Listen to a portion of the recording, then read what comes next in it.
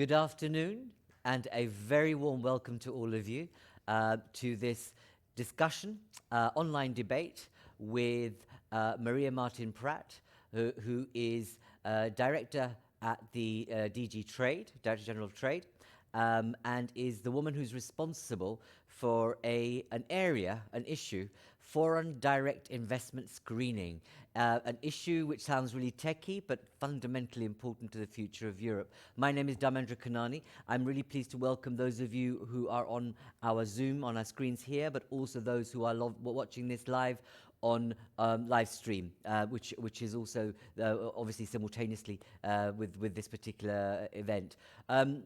What I'd like to say before I invite and say Maria, but also say a few words about the event, is to say to you, what are the kind of protocols? What we need you to do is make sure you're placed on mute. That will be really helpful until I call you. And then when I call you, please unmute yourself. If you have a question you need to, would like to ask, there's a process for this. There's basically a virtual hand, and you'll be able to press it, and I'll be able to see it. So it's a virtual hand.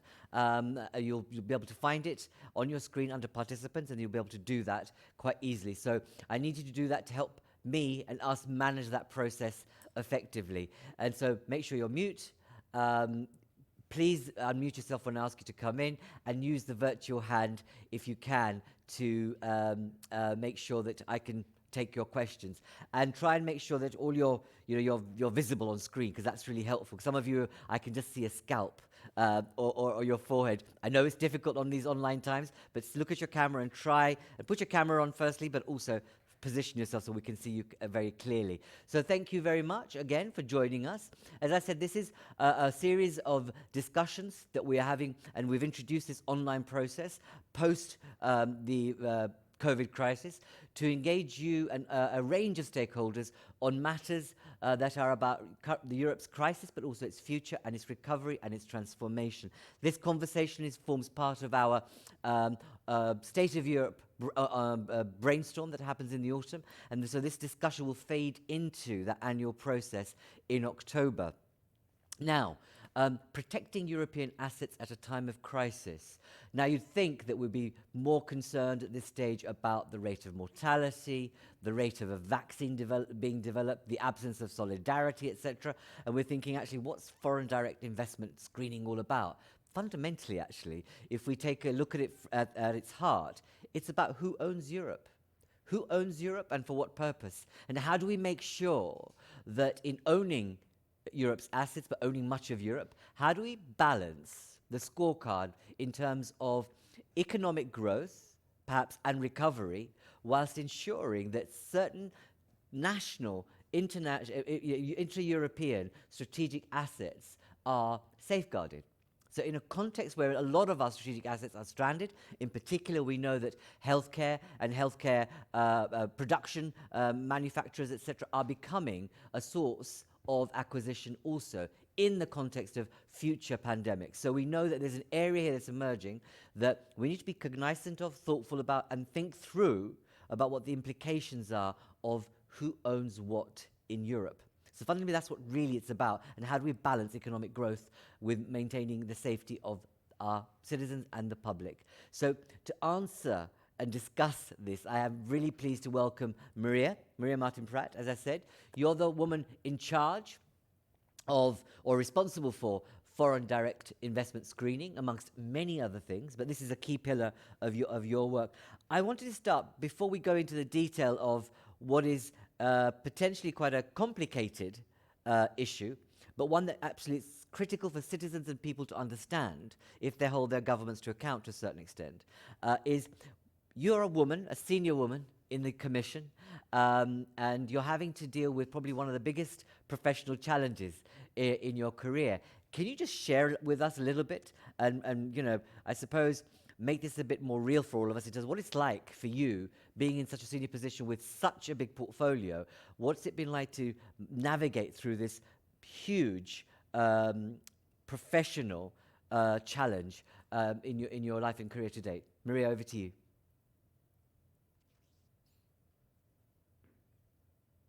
I need you to unmute.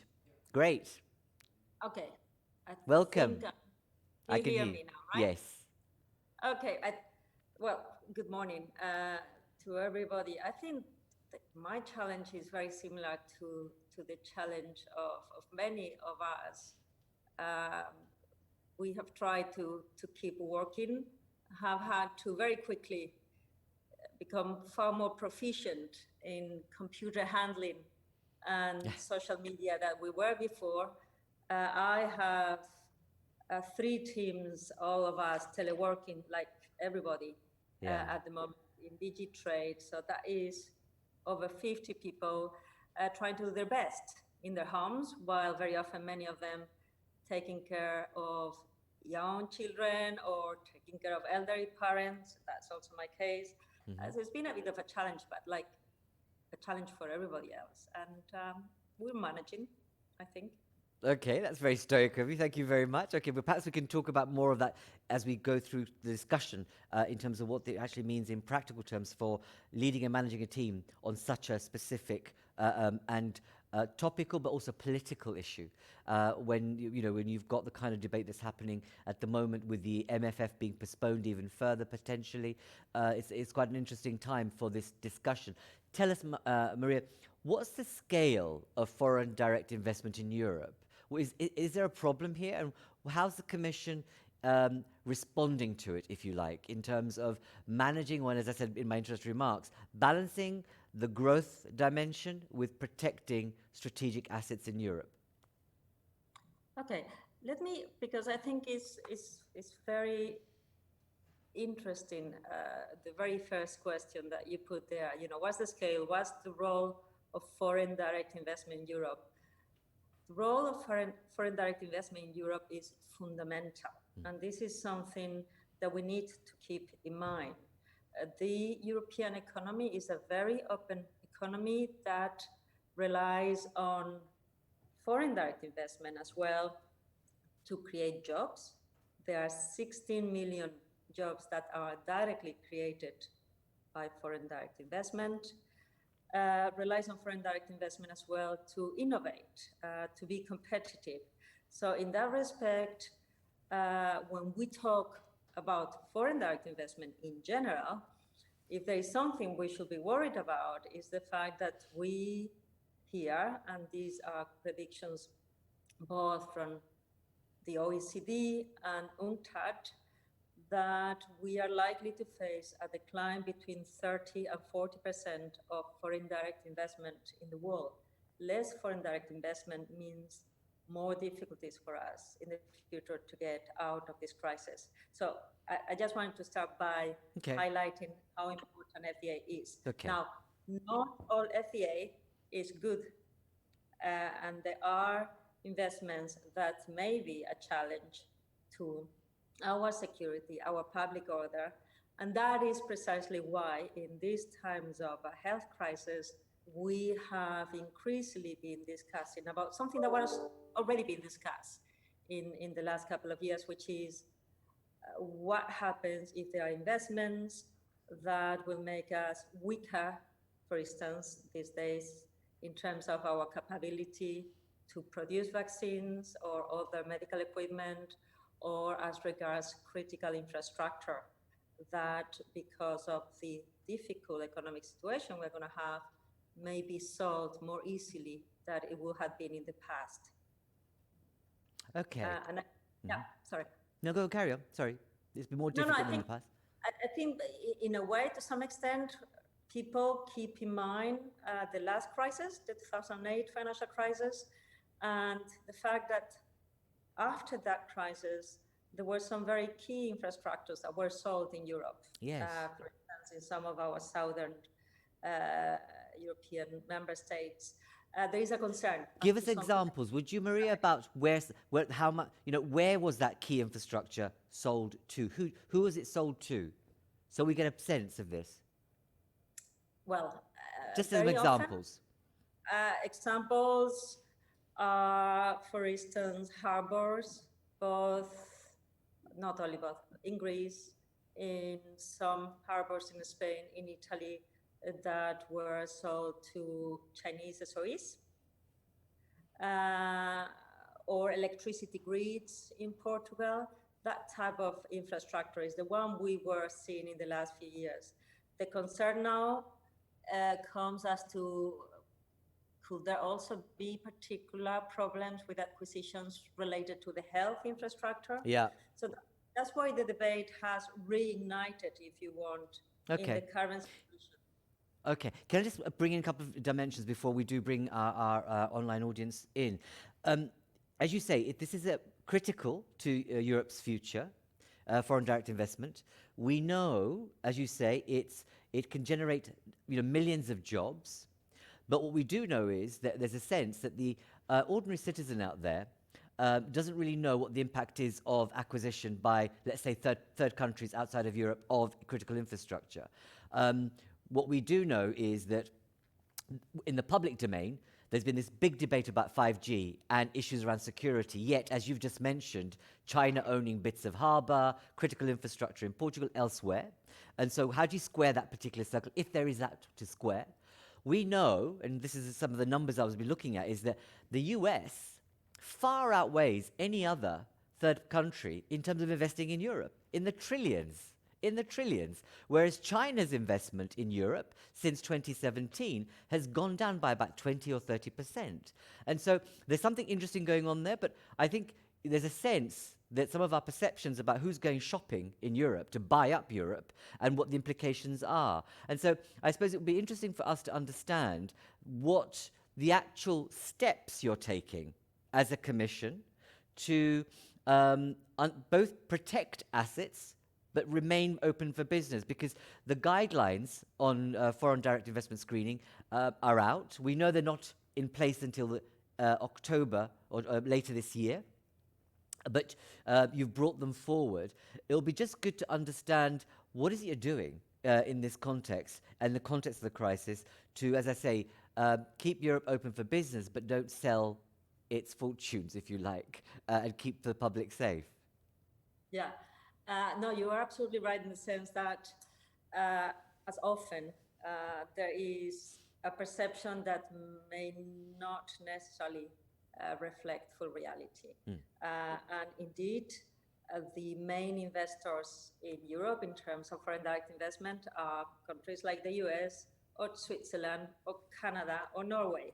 So indeed, there is a difference in perception of reality. Some of the debates we have seen, including as around the issue of 5G, are not related to foreign direct investment.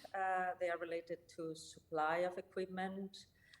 So it is important to bring the debate back to reality. But the reality, and there you were also referring to that, is that we need to have the possibility to follow, understand what's happening on the ground, i.e. who is buying what. This is a matter that traditionally has been done by member states, those member states that have a screening mechanism. This was already something of concern for the European Union, and that is why back in 2017, we put on the table a proposal to coordinate the screening of foreign direct investment in the member states. At the time, it was a little bit of a very novel step, because member states had traditionally thought this related to their national security, and it was for them and only for them to decide what to do and not. I think what the Commission made a big effort for was to explain that we lived in an internal market. Once investors establish in one member state, they can go on freely within the internal market to other member states. We do need to know what happens. I mean, this is a traditional situation where your weakest link, you're as strong as your weakest link. So we did put on the table a regulation with a mechanism to coordinate the efforts of member states and to try to put together not only those that do have a screening, at the moment 14, but also those that do not have it yet. I think a large number of member states are thinking about putting it in place now. That is the regulation that, as you were saying, will start functioning, including its cooperation mechanism in October. But in view of the current situation, we have tried to bring forward in an informal but immediate manner the cooperation between member states and between member states and the Commission. And that is the reason behind the guidelines you were referring to that we adopted last month.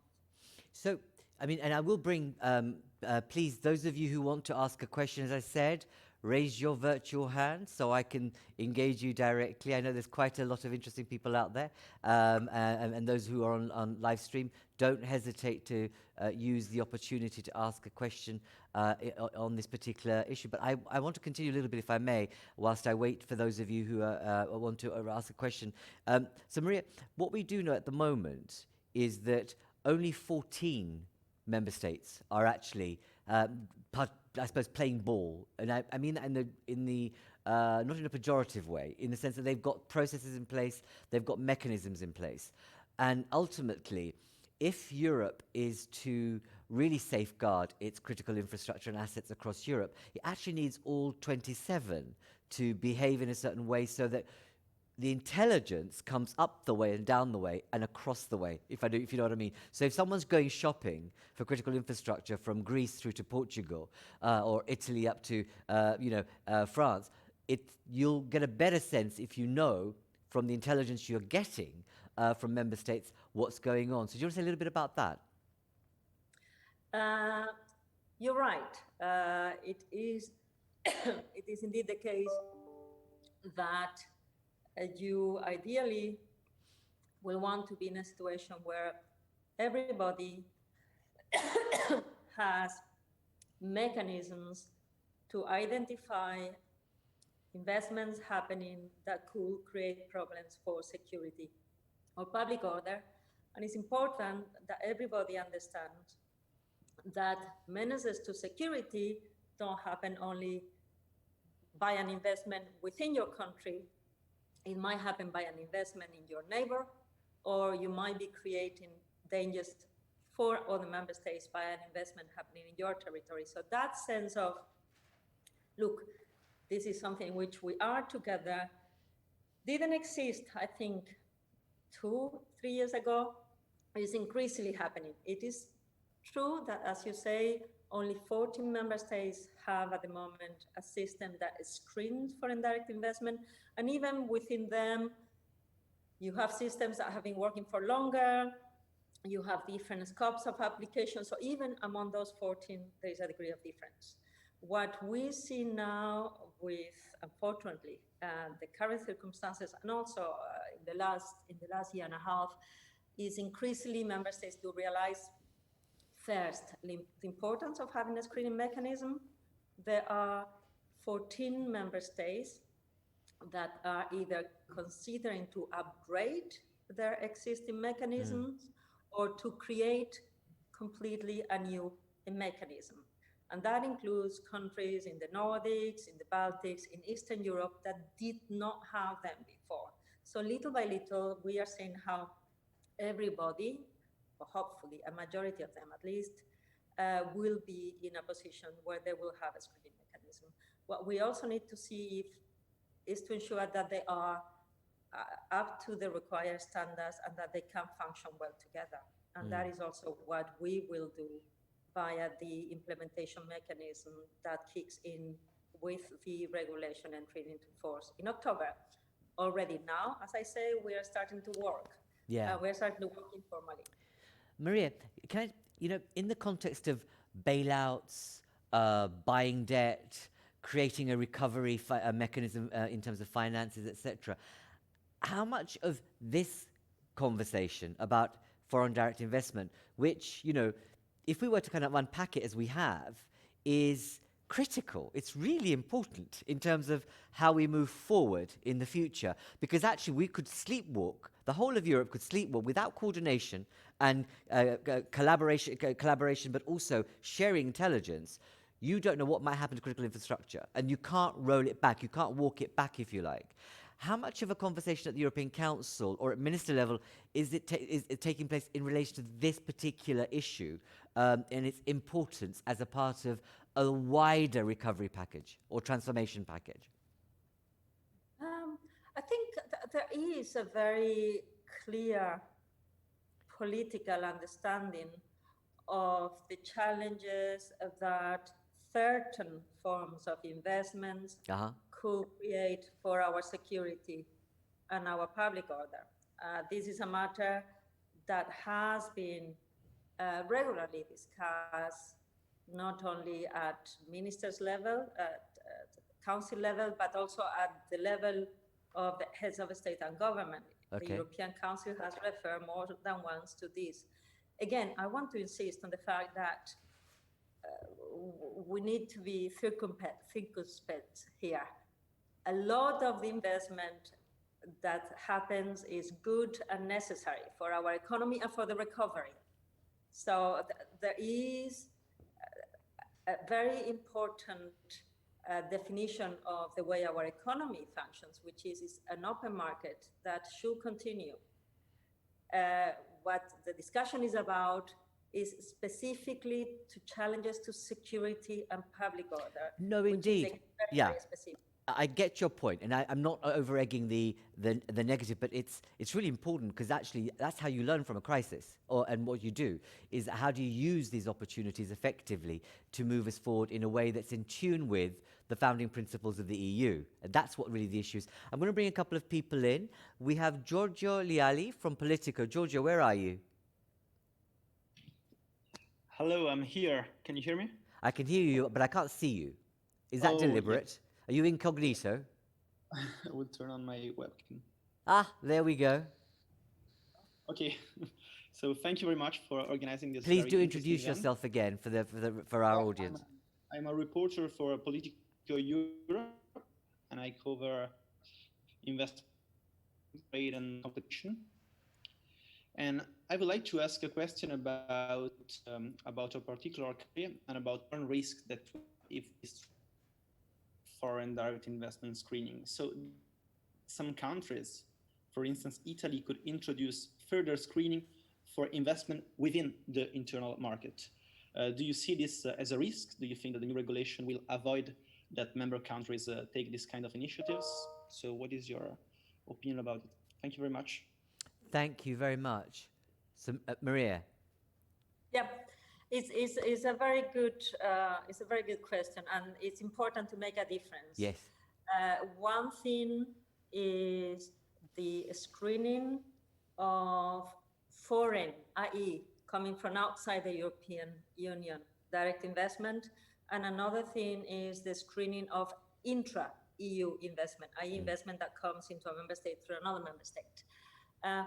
It is possible, and it is allowed under the treaty to screen intra-EU investment on grounds such as public security.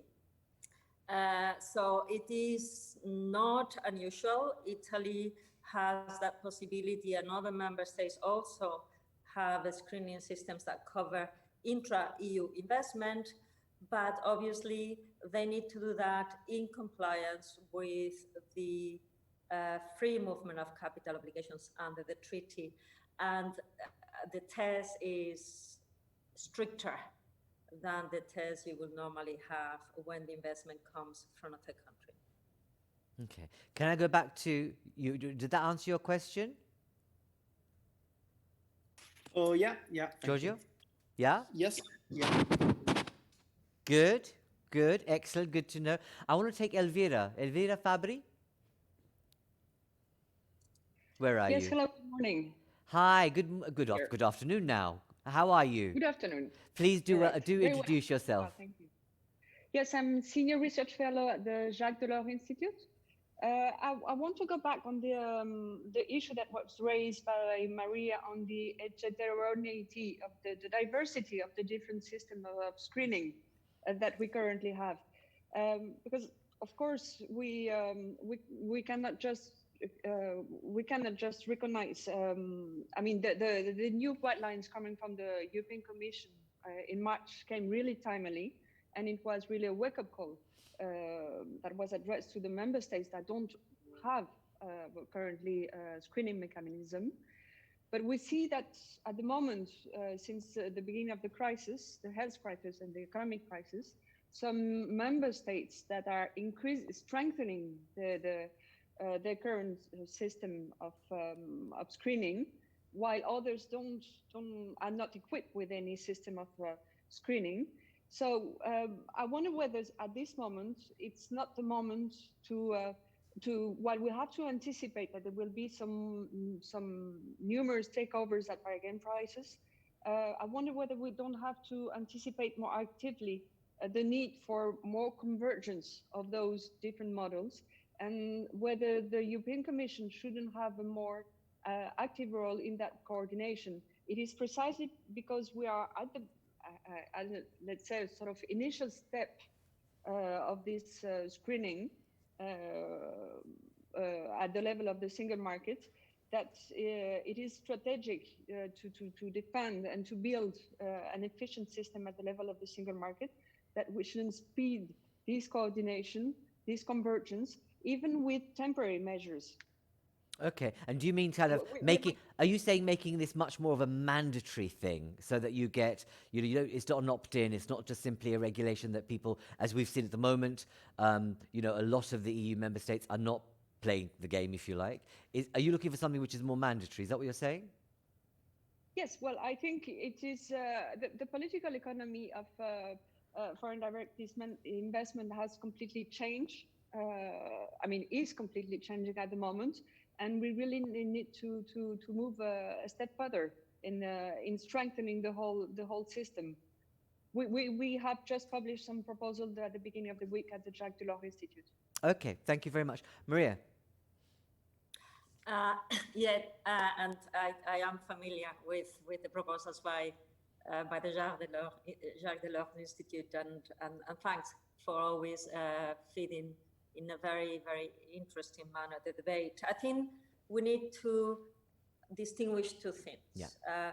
One is, what can the Commission do to ensure that it's not just a few member states, to involve all member states, to make sure that we go towards that uniformity of a system that I think you will be aiming at afterwards. And there, I think the Commission has done the maximum it can do. We've been working with member states since the adoption of the regulation in a very consistent manner. We have been meeting with member states. We have been advising member states that are considering to upgrade or create new screening mechanisms. We have been discussing also with third countries and exchanging best practices, third countries like Japan or the US. We have created already a habit of discussion and cooperation between member states. Okay. With the bringing up of the guidelines, we have said to member states, look, we're going to go even faster now, and we are not only going to be exchanging best practices or discussing with you, we are going to be on a very regular basis and very frequently exchanging the information we have as to what's happening on the ground. We expect you to do the same, and we would like you, although this is still on a voluntary basis, to reach out to us if you are aware of investments that you think are problematic and you want to discuss. And in between the adoption of the guidelines, that is 3 weeks ago, and today we've already met twice, at a distance obviously, with member states to discuss these matters. So we are really speeding up to be as prepared as you can. The next step, which I think is the one you're hinting at, which will be to say, shouldn't we have now a full harmonization that requires all member states to have a screening mechanism, and all member states to have screening mechanisms that work more or less or totally on the same grounds? This is a debate that is going to come. I think at the moment, and on the basis of what we have, there is already a full plate in front of us with the coordination and the cooperation we are already putting in place informally now and will kick in October.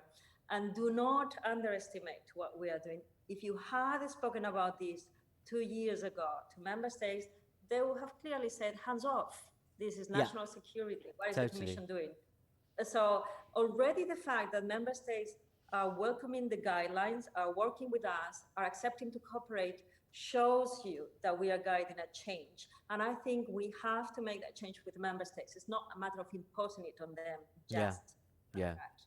Yeah, and it's about how the crisis has created that vulnerability and hopefully a recognition that we are so interdependent. And actually, if with the rate of pandemics and crises that we're going to encounter in the future, we actually need to be cognizant about who owns critical infrastructure in Europe. And so that when people are going on a shopping spree, that we're really mindful of what that means. I have my colleague Charlotta, you have a question on Twitter. Can you tell us who that is, what it is? Yes, exactly. So we have a participant asking on Twitter. His name is Matthias Rüther. He's the Digital Rail European 10T coordinator. And he wants to know, do we not need to develop a notion of a European security interest as to foreign direct investment? Okay. Did you get that, Maria? Yes. And whilst you're thinking about that, it was interesting that in the United States, there is an actual committee, that looks at this. It's this, it's one of those. I wouldn't say it's a mandatory, but it's almost like a statutory committee that looks at all investment across the US. But you're not proposing that for Europe, are you?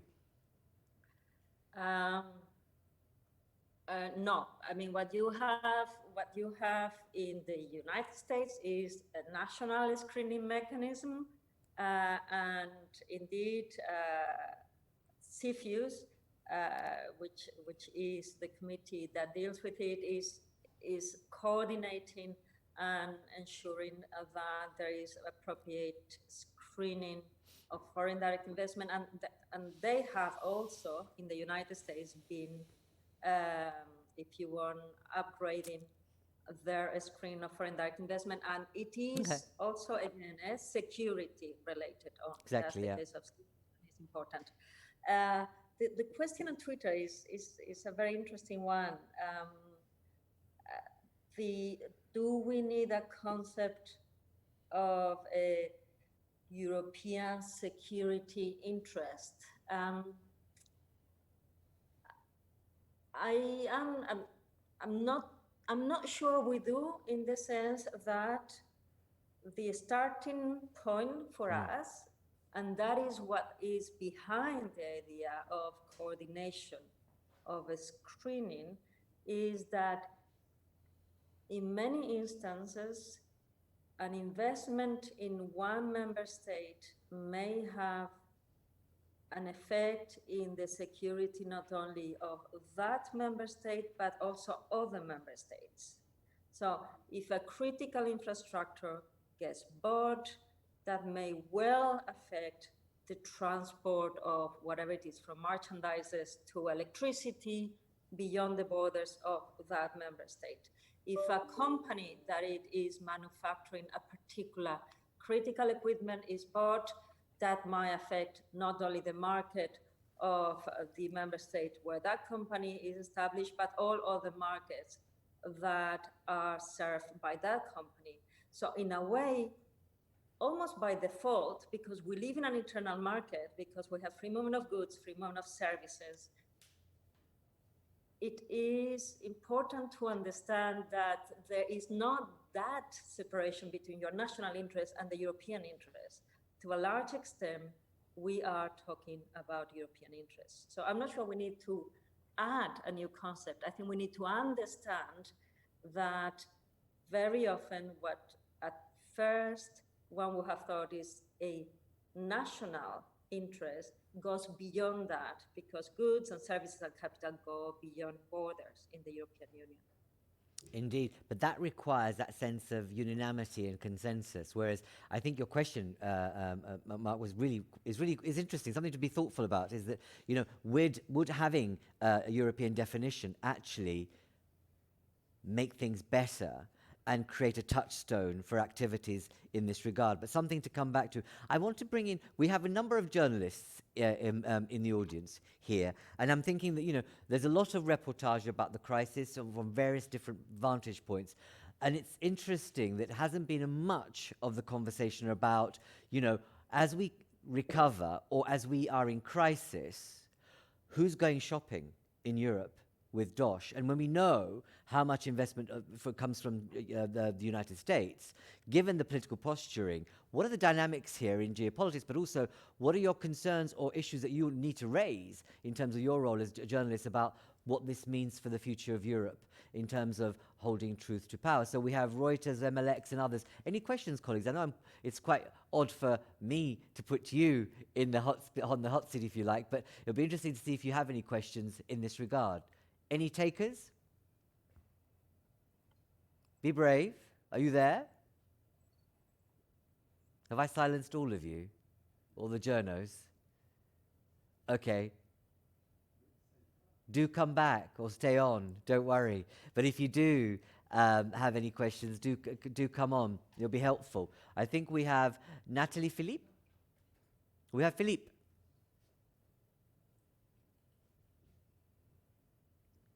Sorry, Philip, is that's me, Philip Blenkinsop? Philip, Yeah, please yeah. introduce yourself. Yes, so Philip Blenkinsop of Reuters. I apologise, my webcam is bust, so I'm not trying to hide. You're not trying to hide, Philip. Okay. All right. Yes, it's just broken down today. Anyway, I just wanted to ask about the screening and mechanism. Obviously, it comes to a point where clearly there's an exchange of information, and you've mentioned obviously what you want to accelerate that, start it up before October, and then when it comes into operation, the Commission will be able to issue an opinion.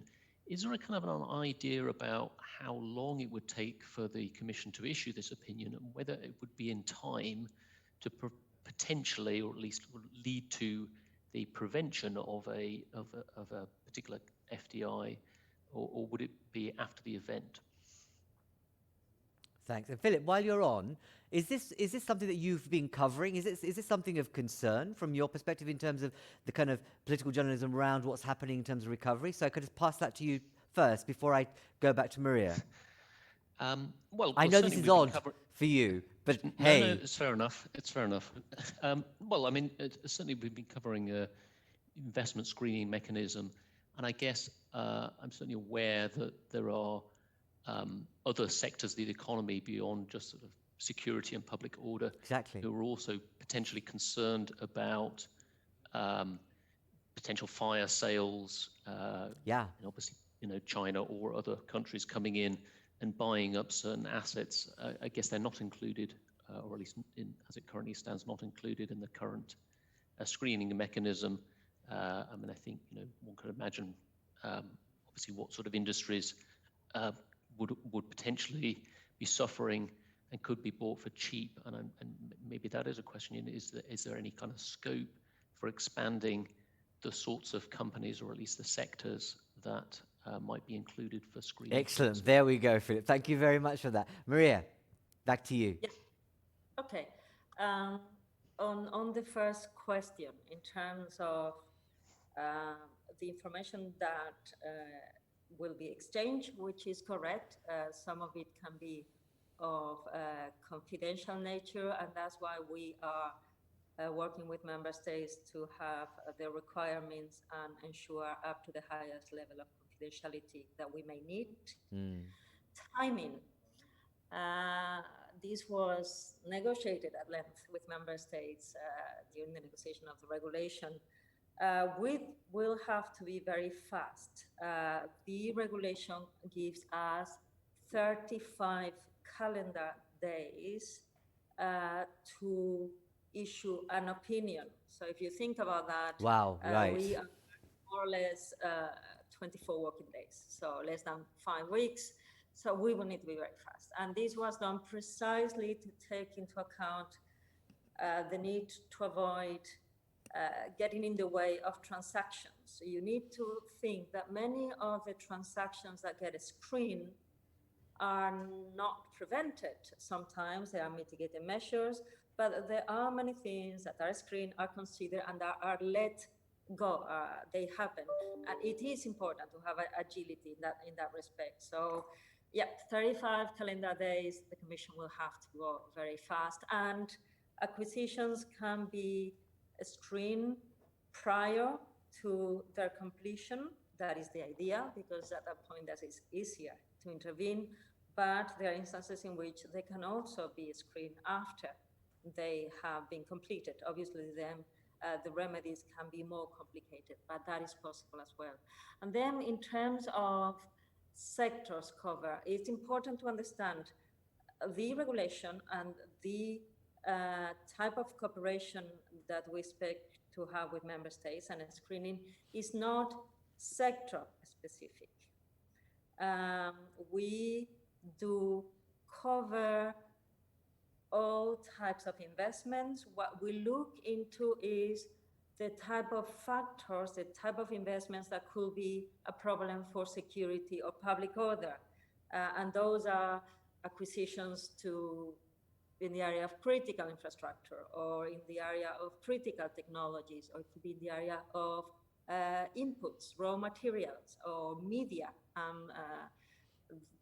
That is, if you want, the type of factors we use to say to member states, take care, look into this specifically.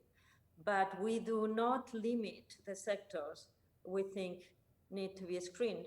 Today we are all talking about health-related sectors, but maybe a few years ago we thought we would have been talking about energy-related sectors. Yeah. In a few years we'll be talking about water-related sectors. Yes. Why do I know?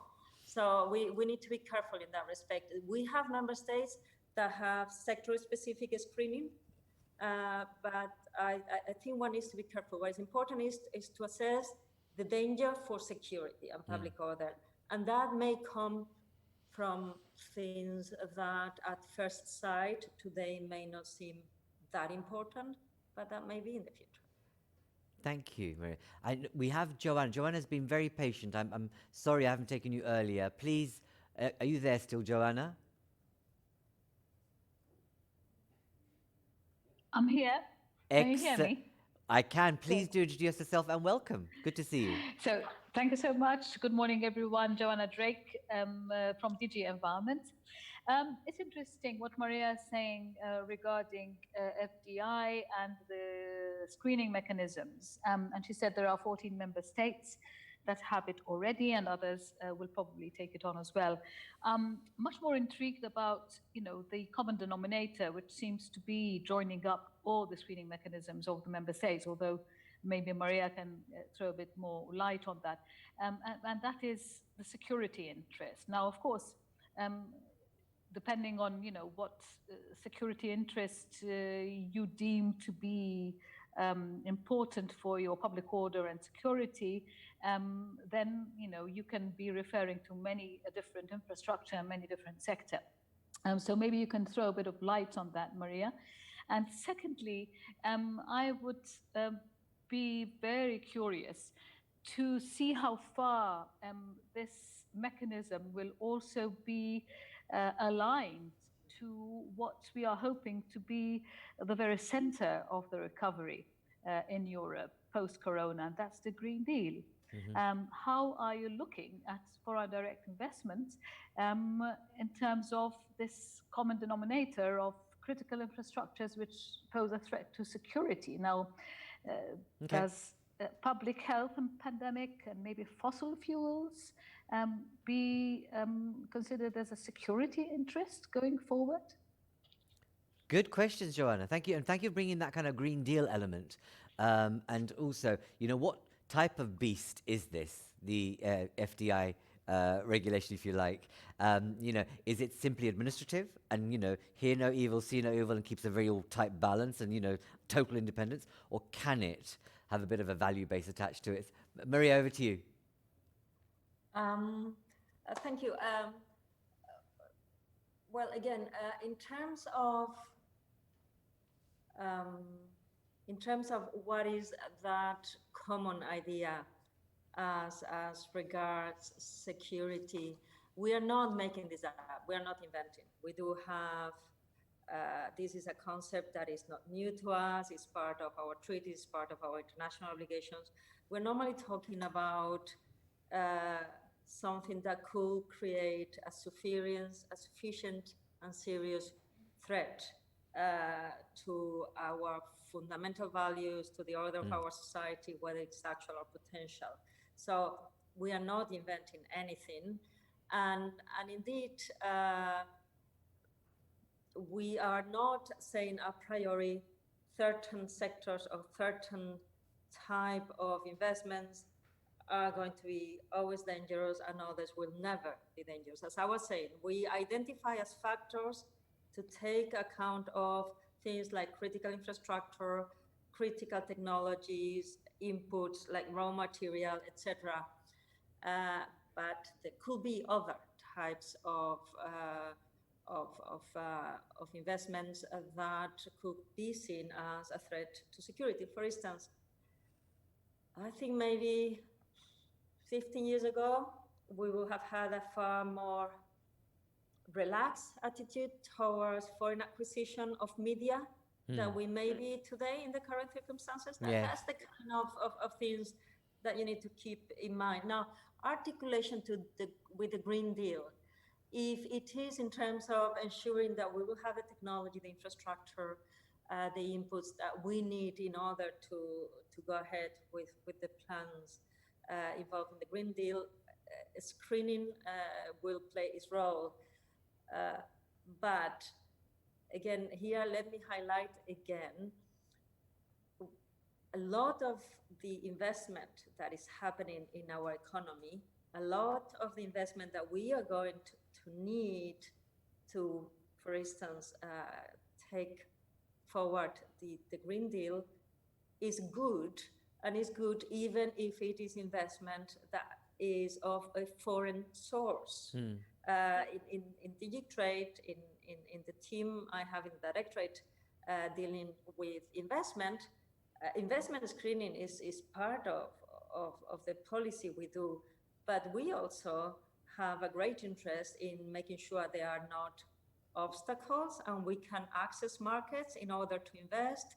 We also put a lot of effort in the facilitation of investment. Investment is part of our economy. Our economy does not work without investment, and that includes foreign direct investment. So again, I think when talking about the Green Deal, my impression is that we're going to have to talk far more about investment than about a screening of investment. I hope so, at least. As long as we get, the right deal struck in terms of the type of investments that are being made, and that they're consistent and cognizant and linked to what we're trying to achieve in terms of a greener Europe and a greener society. And I suppose that's at the heart of this. But FDI is not going to be the only measure of this. And as Joanna said, there are a number of other measures that we need to think about. I have another question from our live stream viewers. So Charlotte, can you again tell us who and what? Yes, so it's a question from the live stream again, and the question is, how do you reconcile the willingness of the EU to sign more trade deals to help the recovery, while it also wants to sharpen unfair trade and investment practices by other countries? Isn't that schizophrenic in a way? Just repeat that very, very slowly again. So whilst the EU is really happy to sign trade deals. Okay, so how do you reconcile the willingness of the EU to sign more trade deals, while it also wants to sharpen unfair trade and investment practices by other countries? Okay, thank you very much, Charlotte. Maria? Well, you will not be surprised to hear me saying that I think both goals are perfectly possible, and I do not see schizophrenia here. Concluding trade deals is also an opportunity to ensure as well that trade happens in a fair manner. We do not only have provisions to open markets in our trade deals, we also have, for instance, provisions related to sustainable development, environmental, labor, corporate social responsibility. So you can have trade deals that also help putting some rules of the game in trade to make sure that is fair. So in that respect, we've always also ensured that whereas we try to open others' markets and are happy to engage and open our markets for trade, we maintain the space we need to protect our security, our public order, and other public policy objectives like the protection of health, the protection of the environment. So I don't think there is a contradiction in doing both. Thank you. And I knew you'd say that. But no, I totally understand what you're saying and totally agree in that respect. It's about how it's politically managed. That's the issue, I think, for a lot of people, both for the punter on the street, but also those of us who are involved in various ways in looking at the institution and seeing how it behaves and how it responds to some of these concerns. And on that point, and I want to conclude on this question, is that there's a geopolitical dimension to all of this, Maria, in the sense that when you look at data, as I said earlier on, there's far more investment in Europe from the US in the trillions, versus what people might have assumed that China was the heaviest investor in Europe. But we know its investment has reduced over time. In the context of the crisis, and the sense of stranded assets across Europe, and we know recovery is going to be hard, and money is going to be too hard, tight to mention, let alone finding investment that's appropriate to our values. What's your concern or views or sense of both the transatlantic relationship, given the America First approach that's taking place, yet the data demonstrates that actually America's hugely invested in the States. But what's the kind of, if we look east in terms of China, Singapore, Malaysia, is there something going on there that we need to be thinking about in terms of both making sure we're seen as being open for trade, but what are the things that we need to manage? So that broader geopolitical question in relation to foreign direct investment in Europe. Tough one, I know, but an interesting one to end on this particular debate. Over to you, Maria.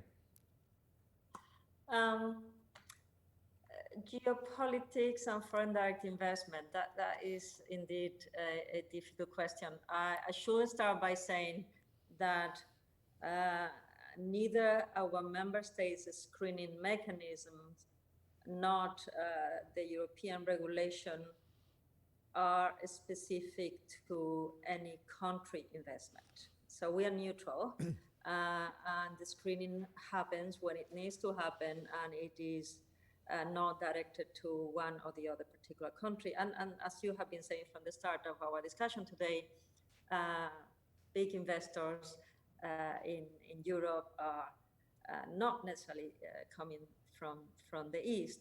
We also have strong trade and investment ties with many countries in the East. You just mentioned there, Singapore, and we quite recently concluded the free trade agreement with Singapore, which is an important element of our relation with these ASEAN countries. So again, of course, there is geopolitics. Of course, we are all aware and follow developments in third countries, specific policies, specific moves.